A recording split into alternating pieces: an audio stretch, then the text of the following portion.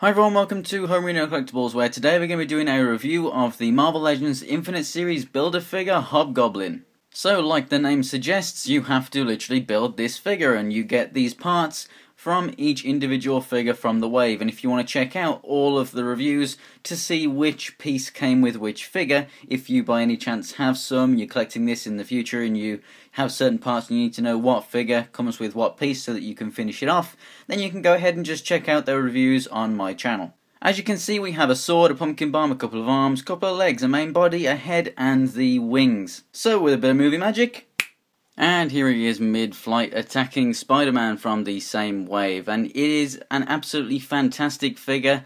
Is it a great build-a-figure? Well, that's something that a lot of people are going to complain about with the size and everything, but we'll get to that a little later on. First of all, obviously, I just want to point out the stand does not come with the figure.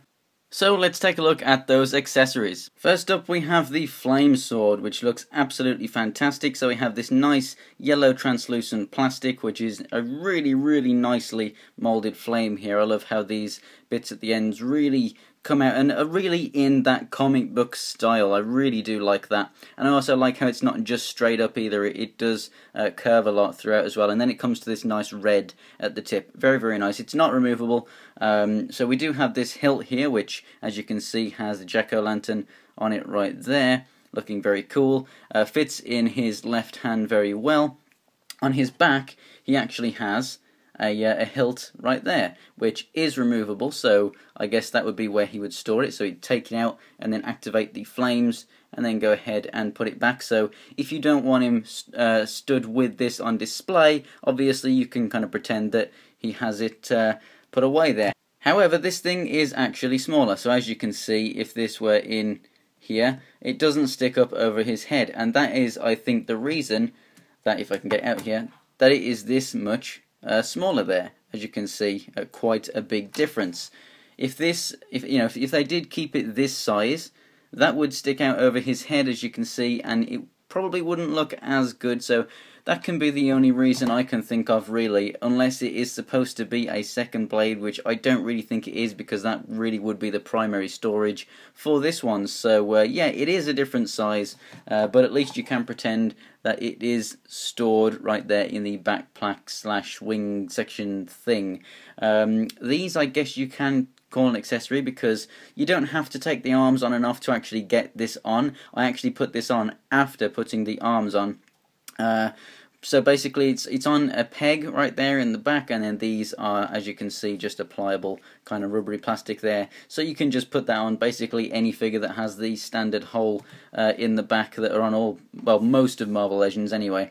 So yeah, it looks really great. It suits, it will fit all the other Marvel Legends figures, really. So, if you want to put it on something else, if you want to make a custom Hobgoblin, which I don't really know why you would, because this is pretty much perfect for this version of Hobgoblin, but there you go, you can use it for other figures if you want to.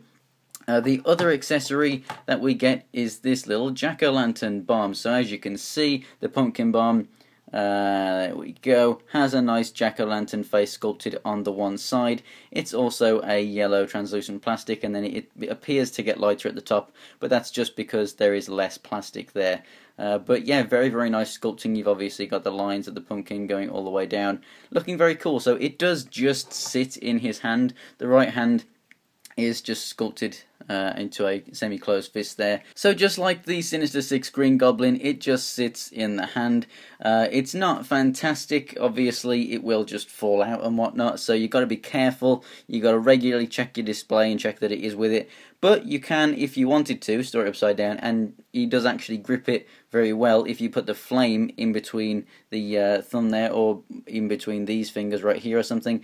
It will securely hold it, and obviously from a distance on display, that looks alright, but obviously the flames should be going that way up. So I think it would have hindered the figure if there was like a peg and like a hole in the hand or something, but not too much. I think it would have been nice if there was a way to actually put that in his hand properly, or even if it was just, the hand was molded differently so that it would securely hold it. If you wanted a really tight grip, this thing would have had to have been made like half the size. So I'm really happy with how this thing came out. So coming to the head, we get a tiny little bit of shading around the eyes there. We get nicely painted red eyes, we get painted teeth and gums, which is fantastic, and all the line work and the wrinkles and stuff in the skin. It just looks really, really cool. The hood, even the inside of the hood, is sculpted just like the outside, so it just gives it a little bit of a kind of more, you know, kind of, think of a potato sack or something like that, kind of a texture, or think of like maybe Scarecrow's kind of mask, something like that. Really, really tattered and very awesome looking. On the wings here, you can see all the different lines and everything sculpted in, looking very, very cool. Throughout his costume, as you can see, we have all this line work. They're not supposed to look like muscles or anything like that. It's just how the cloth is falling over his body there, just all the ripples in the outfit. We do have you know, individual ab sections here, which can look a bit confusing. There's a hell of a lot of lines in there, but if you take a look at the artwork as like a kind of reference, it does look very nice. And we do actually get shading in this orange. There is a you know, a darker colour throughout, which is very, very nice, and it's in the right places. We get the nice silver here and there. On the side here we get a bit of shading, which is really awesome because it's under the arms, so on the satchels there you would actually have a bit of shade, which I really do find fantastic. Finally we're getting shade in the right places. I thought that originally that was just going to be, you know, the colour on those bags or something, but it is actually shade, so that is absolutely fantastic. Coming down to the legs, we have a nice metallic blue on the knees and the feet, and overall it's just a really, really awesome looking figure. We have nice stitching here, just like we had on the hood. So as for articulation, the head is actually separate from the hood piece. The hood is just kind of sitting there, but it will impede the articulation a bit, so if you turn it too much, it will pop off. So just be careful, kind of push down as you turn the head just to make sure that it doesn't pop out of place, but you can get it left and right a decent amount before, as you can see, it pops off. That wasn't a lot of force at all. You just got to give it a nice bit of force to nudge it back down onto that peg, and it will also go forward and back, but as you can see, not too much. I'm being really careful so that it doesn't pop off. That's pretty much as far as it's going to go down before it pops. So the head itself, it has loads of articulation. With the hood, not so much. You can kind of pry the head out of the hood if you wish. The head is actually really nicely sculpted on its own anyway, but you don't really have a Hobgoblin without the hood, really, so it looks awesome, but it does hinder the articulation a hell of a lot. Coming over to these shoulders, they go out this much and go all the way around. Rotation here at the bicep, which I wish was actually done at that shoulder piece, because obviously as you turn it, it looks kind of strange, it sticks out there, whereas a standard Marvel Legends joint like this, rotating at the shoulder, I think looks much better. We have a double jointed elbow right there, the wrists swivel and they also go in and out, which is very nice. The ab crunch goes back this much and forward this much. We have waist rotation. These bags in this chainmail bit here are very flexible, so you can get the legs all the way up. They go back a little bit. They go out to the side about that much. You can probably force them a bit more, but I don't really want to. We have a rotation at the upper part of the thigh. We have double jointed knees.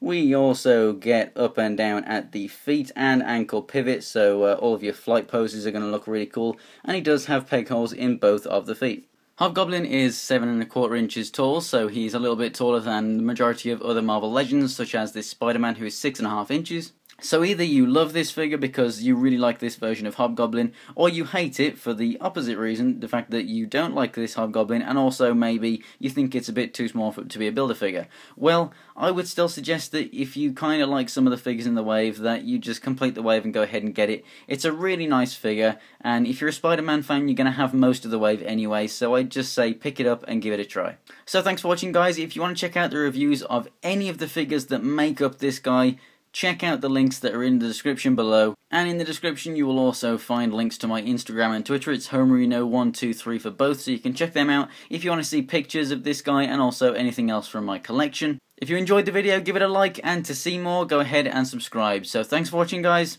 and I'll see you next time.